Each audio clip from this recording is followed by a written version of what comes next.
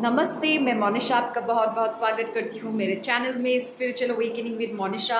आशा करती हूँ कि आप लोग बढ़िया हैं, अपना इनर वर्क शिद्दत से कर रहे हैं और फिट है, हेल्दी है और खुश है। आपके लाइक्स, कमेंट्स और सब्सक्रिप्शन के लिए आपका बहुत बहुत धन्यवाद। इससे मुझे एक मोटिवेशन मिलता है, एक प्रोत्साहन मिलता है कि मैं ऐसे कंटेंट बनाती जाऊँ और आपकी स्पिरिचुअल अवेकनिंग जर्नी में आपको गाइड करती रहूँ।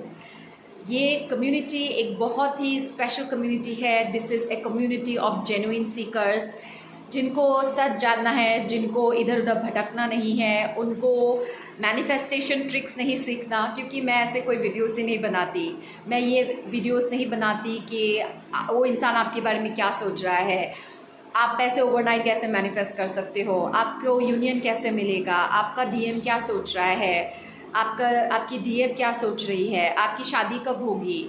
जी नहीं, मैं ये सब कंटेंट बनाती नहीं हूँ क्योंकि मुझे भीड़ इकट्ठा करना नहीं है। मैं सिर्फ जेन्युइन सीकर्स को अट्रैक्ट करना चाहती हूँ on the basis of my content, on the basis of energy.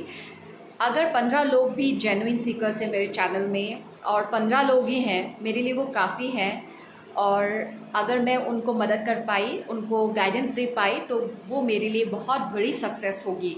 मैं भी बहुत भटकी हूँ दोस्तों, बहुत सारे manifestation techniques, business management books पढ़ के मैंने भी अपना दिमाग ख़राब कर लिया था और उसमें मेरा काफ़ी टाइम वेस्ट भी हुआ। उसमें मुझे थोड़ी बहुत सक्सेसेस भी मिली, लेकिन मैं उसे लॉन्ग टर्म पर तक सस्टेन नहीं कर पाती थी बिकॉज़ वो मेरी एनर्जी को मैच नहीं करती थी। बट बिकॉज सोसाइटी में फिट इन होना है, सोसाइटी के अकॉर्डिंग मुझे सक्सेस चाहिए था, इसीलिए मैं भी उनको फॉलो करने की कोशिश करती थी। लेकिन it was very very very draining और मेरे ऊपर मेरे मास्टर्स का आशीर्वाद है, मेरे गुरु का साथ है, इसीलिए मैं बार बार सही रास्ते पे खींची चली आती हूँ, थक के, हार के, भटकते हुए, लेकिन वापस ही आ जाती हूँ। इसीलिए मैं भी चाहती हूँ कि आप भटके नहीं और सही रास्ते पे आए और ये गेट रिच क्विक स्कीम से बचे और बेफालतू की चीज़ों में ना फंसे कि अगर आप ये टेक्निक करेंगे तो आपको ये मैनिफेस्ट हो जाएगा, डे लीफ में कुछ लिखेंगे तो मैनिफेस्ट हो जाएगा, 50 बार 555 करेंगे तो मैनिफेस्ट हो जाएगा। नहीं, ये सब में टाइम वेस्ट मत कीजिए। इनके बिना भी आपने लाइफ में बहुत कुछ मैनिफेस्ट किया है, बहुत सारी ब्यूटीफुल चीज़ें मैनिफेस्ट की है।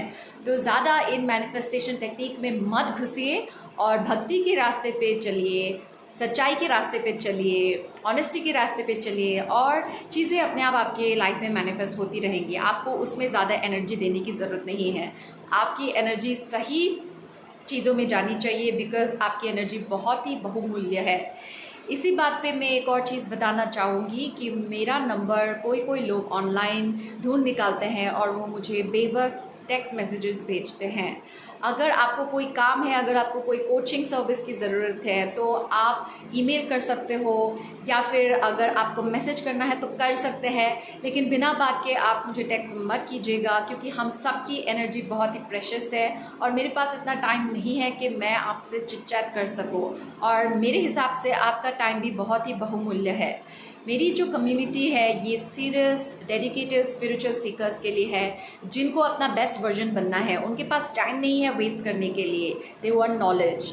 अगर आपको भी यही सब सीखना है तो आप मेरी कम्युनिटी में रहिए, नहीं तो आप कहीं और जाइए, कुछ और कीजिए, लेकिन यहाँ पे भीड़ जमा मत कीजिए। मुझे भीड़ नहीं चाहिए, जैसा मैंने बोला। बस मुझे इतना कहना था। आशा करती हूँ कि आप मेरी बाउंड्रीज़ को क्रॉस नहीं करेंगे और सब कुछ एक फॉर्मल तरीके से प्रोटोकॉल फॉलो करके कीजिए क्योंकि एनर्जी इज़ एवरीथिंग। मैं अपनी एनर्जी पे बहुत काम करती हूँ और मैं किसी के साथ भी अपनी एनर्जी को कॉम्प्रोमाइज़ नहीं कर सकती हूँ। ठीक है, तो चलिए आज के टॉपिक पे आते हैं। आज का सवाल है एक महिला से, एक व्यूअर से, जिन्होंने एक बहुत ही इंटरेस्टिंग सा सवाल पूछा और मैंने सोचा कि उनको मैं एक वीडियो के थ्रू ही आंसर करूं। उन्होंने मुझसे पूछा कि सिर्फ मेल असेंडेड मास्टर्स क्यों हैं, हमने क्यों फीमेल असेंडेड मास्टर्स के बारे में नहीं सुना, दुनिया में कम फीमेल असेंडेड मास्टर्स क्यों हैं, ऐसा क्यों है, और अगर अभी अवेकनिंग हो रही है तो क्यों हो रही है। काफ़ी इंटरेस्टिंग सवाल है ना। तो मैं बताती हूँ कि ऐसा नहीं है। फीमेल असेंडेड मास्टर्स सृष्टि के बिगिनिंग से ही थी, लेकिन उस वक्त पुरुषों के पास एक मिशन वर्क होता था और महिलाओं का मोस्टली एक सपोर्टिंग रोल होता था। महिलाएं जन्म लेती थी पुरुषों को सपोर्ट करने के लिए energetically and in which ever वे। जैसे राम जी का एक मिशन था, तो सीता माँ ने धरती पे जन्म लिया था, उनकी पत्नी के तौर पे उनको असिस्टेंस दिया था। जब श्री कृष्ण धरती पे आए थे तो राधा रानी ने उनको सपोर्ट दिया था अपनी एनर्जी के थ्रू, अपने प्रेम के थ्रू। और उनके अलावा भी फीमेल असेंडेड मास्टर्स भी थी, जैसे मीराबाई, मदर टेरेसा हो गई, मदर मैरी हो गई, और ऐसे बहुत सारे हैं। लेकिन पहले के युग में पुरुषों का एक मिशन वर्क था, ये सृष्टि ऐसे ही थी। लेकिन अभी का जो वक्त है ये फीमेल के लिए है। यहाँ पे ज़्यादा से ज़्यादा फेमिनिन एनर्जी की अवेकनिंग हो रही है। मैं बोल रही हूँ कि फेमिनिन एनर्जी, तो फेमिनिन एनर्जी पुरुषों में भी हो सकती है। आप एक मेल बॉडी में होते हुए भी आपके अंदर फेमिनिन एनर्जी ज़्यादा हो सकती है, तो आपकी भी अवेकनिंग जर्नी हो गई। मे बी आप एक ट्विन फ्लेम जर्नी में हैं, तो आप पुरुष के बॉडी में होते हुए भी एक डिवाइन फेमिनाइन हो। अभी का जो टाइम है वो डिवाइन फेमिनाइन एनर्जी के अवेकनिंग का वक्त है। बिकॉज एक फीमेल बॉडी में ज़्यादातर फेमिनाइन एनर्जी होती है, तो ज़्यादा करके फीमेल्स अवेकन हो रहे हैं पहले। इसका मतलब ये नहीं है कि मेल्स अवेकन नहीं होंगे, लेकिन ये फीमेल एम्पावरमेंट का टाइम है। वैसे भी हर जगह फीमेल एम्पावरमेंट, फेमिनिज्म का बोलबाला तो है ही, लेकिन it is also about cleansing, it is also about purification. क्योंकि जितना फीमेल्स प्योरीफाई होती रहेंगी उतना ही पुरुष भी प्योरीफाई होते रहेंगे, क्योंकि हम लीडर्स हैं। Females are suppose to lead in this age, in this युग। ये महिलाओं का युग है। अगर कोई पुरुष सुन रहे हैं, जितने भी पुरुष सुन रहे हैं, अगर आपको अच्छा नहीं लग रहा है तो ओपन माइंड होके सुनिए। ऐसा नहीं कि पुरुषों के लिए कुछ नहीं है, बट ज़्यादा से ज़्यादा महिलाओं के लिए काम है इस धरती को असेंड करने के लिए। We have a mission work. And अगर आप एक ट्विन फ्लेम जर्नी में हैं, तो आपके डिवाइन मैस्कुलिन का काम होगा आपको सपोर्ट करने के का, जो बाद में होगा। ठीक है, अगर आप पुरुष हो या मेल हो, अगर आपकी स्पिरिचुअल अवेकनिंग हो रही है, that means you have a mission work. आपका मिशन वर्क या तो आपकी डिवाइन फेमिनिन को सपोर्ट करना हो सकता है, या फिर आपका खुद का कोई मिशन वर्क हो सकता है। लेकिन ज़्यादा से ज़्यादा और सबसे पहले फीमेल्स अवेकन होंगी, यही नेचर का नियम है इस वक्त, क्योंकि we are stepping into the golden age. अभी हम एक ट्रांजिशन फेज में हैं, कलयुग से निकल के हम एक ट्रांजिशन फेज में हैं, हम एक कॉन्फ्लुएंस एज में हैं, हम संगम युग में हैं, और हम गोल्डन एज की तैयारी कर रहे हैं। We are preparing for the golden age, जहाँ पे महिलाओं का ज़्यादा रोल है। महिलाएं सुपीरियर होने वाली है in some sense, okay. And golden age में दोनों ही सेम होंगे, men and women will be equal. वहाँ पे कोई बात ही नहीं होगी मेन और फीमेल इक्वालिटी की। The focus will be on children, वो होगा गोल्डन एज में, सतयुग में। अभी के लिए द फोकस इज़ विमेन, क्योंकि जब विमेन हील होती हैं तो वो हील मदर होती हैं। जब मदर्स हील होती हैं तो बच्चे भी हील होते हैं। बिकॉज बच्चे अभी तक तो माँ की कोख से ही जन्म लेते हैं, है ना। साइंस चाहे जितना भी एडवांस क्यों ना हो गया हो, बट अभी भी फीमेल की बॉडी से ही बच्चों का जन्म होता है।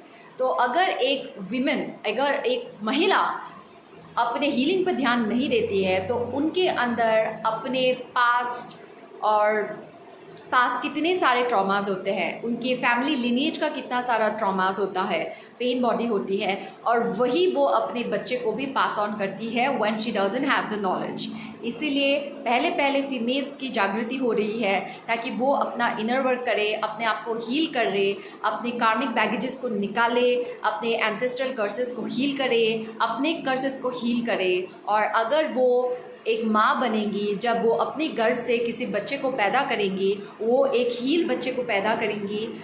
जी हाँ, एक आत्मा में, हर एक आत्मा के अपने संस्कार होते हैं, सब माँ बाप से नहीं लाते हैं, उनके खुद के तो होंगे ही, बट आप उनका बैगेज जितना हो सके कम कर पाओगे। और जब आप एक अवेकन डिवाइन फेमिनाइन होगे, तब आप भी उनकी परवरिश बहुत ही सॉलिड करोगे। आप उनको माया से जितना हो सके दूर कर पाओगे। आप उनको एक स्पिरिचुअल लाइफ की ओर धकेल दोगे। आप उनको आत्मनिर्भर बना सकोगे। And when a woman is healed in a family, her entire family gets healed. जैसे बोलते हैं when you educate a woman, you educate the entire family.